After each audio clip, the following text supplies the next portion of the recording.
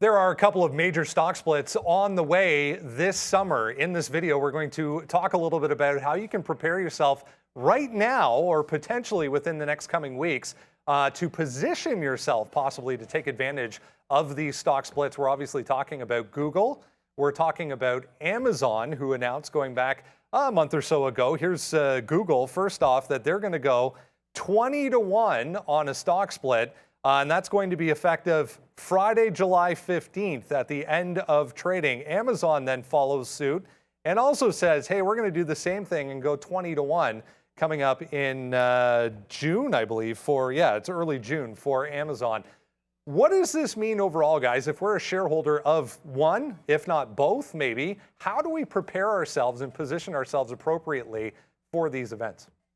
You just get long. I mean, no, I'm going to show some charts up here coming quickly about, what's happened with previous stock splits and companies that want to, reverse out and why they're doing it, things like that. I mean, but let's just talk about Google really, really quickly, man. The YouTube numbers are absolutely fantastic. Google's been an absolute tear the last decade. I mean, it's just been straight to the upside. This is the 50 period. Look at it just ride this all the way to the upside until getting a couple bumps down here in October. We finally broke below the 50 period again. And now, obviously the market trying to figure out this whole inflation number and play and stuff like that. Google is not immune to any of the inflation or the interest rate hikes that are coming through, but really they've just got into selling Pixel phones, earbuds, things like that, but they don't have too many supply chain issues, so I'm not really worried about that. I'm not worried about anything really as far as Google is concerned. I feel like they're in the right space for the cloud. They've got a lot of YouTube revenues coming through.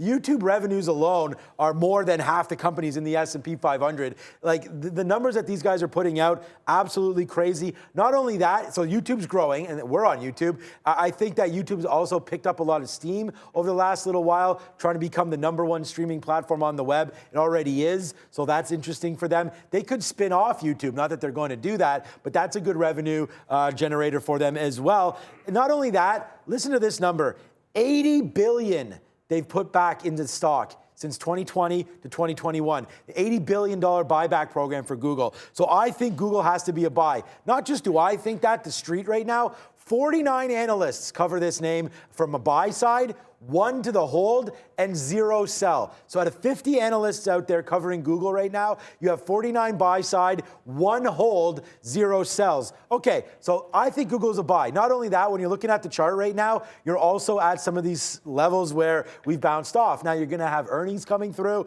Is Google a buy right now? I believe yes, you could put some money into Google. But the problem is, I keep calling Google, it's Alphabet. The thing about Alphabet is you can fall down on more tech weakness. We could get into these levels. But the question is, do you buy it before the split? This was their last earnings report, right into here. This number, right back to the upside, back here in late February.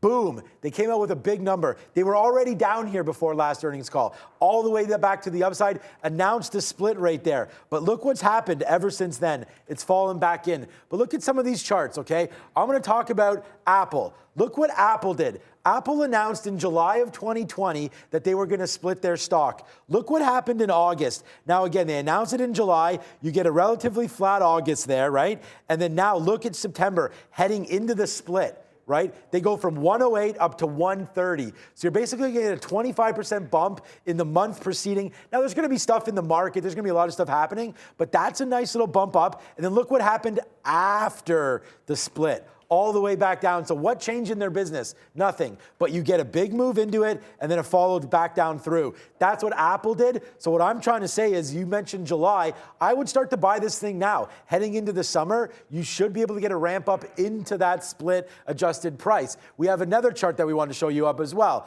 This is Alphabet so far this year. So the market is the NASDAQ down here 9% so far this year. And again, this is as of April, so we've gone lower, but down 9% this year for NASDAQ. Look at Alphabet, only 2.75%. So not only do I think that they're a strong business, but you also have hopefully the forward push on what a stock split means, which should be, and if you look at that Apple chart, an upward trend heading into that split. So to answer the question, I believe yes, Google needs to be bought now, needs to be bought on earnings, regardless of what they are, and let's see what happens into the stock split. However, I don't think Google has a 30% move down in it. So I think you're pretty safe buying some. Yeah, and Amazon is what I'm going to focus on. Amazon trading at like $3,500, but now it's at $3,100, and that's also splitting, I believe, on a 20-to-1 basis. 20-to-1. So if you break it down at $3,000, this is coming down to $150. So nothing changes. All of a sudden, $150 is more accessible to people. Like me, I don't trade at $3,000 because I know that if I were to trade something at $3,000, this is what the level 2 is going to look like, right? This right here, it's done 2 million shares, but between the spread and how thin levels are, it's going to be tough to get movement in at $150, i.e. Apple. When they did their split, it was somewhere in that range as well. And it was a lot more accessible, a lot easier to trade.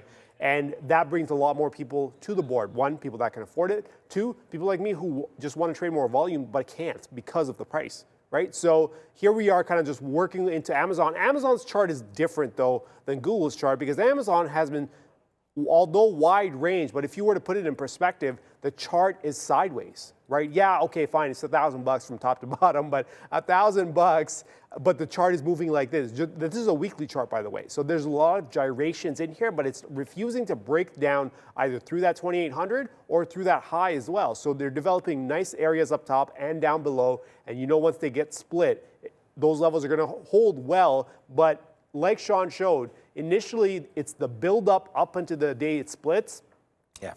For Amazon, it's going to be as of June 3rd. I'm reading it here. It's going to be distributed to all shareholders as of close of June the 3rd, and then the split adjusted price on the following Monday. So here you are waiting for that, and everyone's kind of trying to buy up and try to get in line. But again, the share is a share. It's going to be either you get 1 share now or 20 shares later. It's the same price in terms of value. So here you are coming down. Not coming down, going sideways for the most part.